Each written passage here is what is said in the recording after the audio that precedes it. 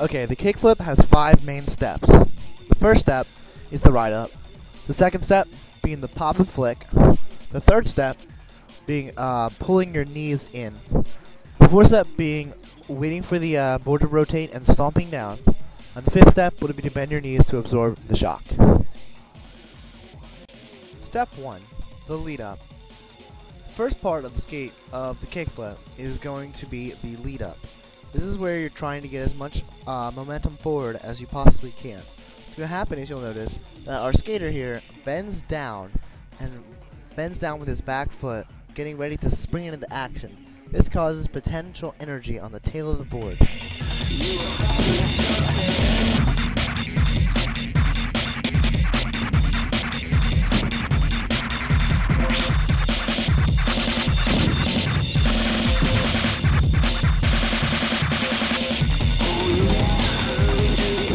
Step 2, the pop and flick.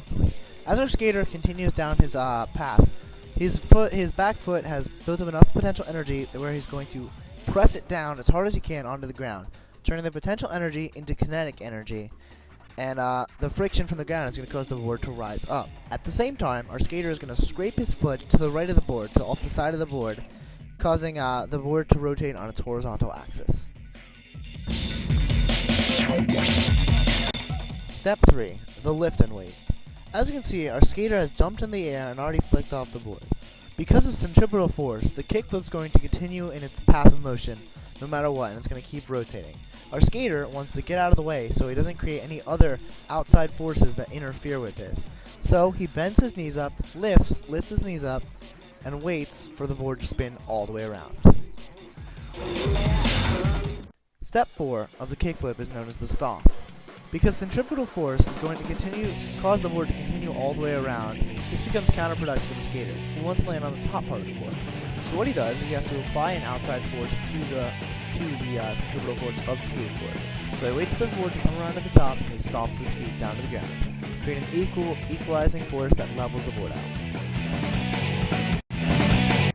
Step 5 is the landing. The skater is going to ensure that his feet are over top of the bolts so that the shock is absorbed through the trucks and not the board, thus the board would snap. As the skater lands on the ground, he bends his knees to absorb the shock so that it doesn't go to his knees either, because if he goes to his knees, he's likely to have an injury.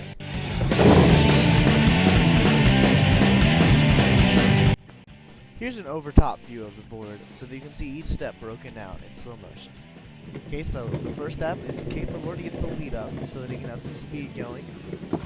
Potential energy built up in the back foot.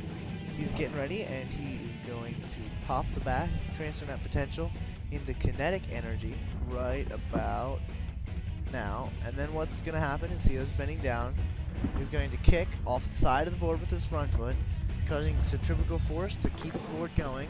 Then he needs to act with his other foot to stomp down on the grip tape. And then he's going to bend his knees and ride away smooth.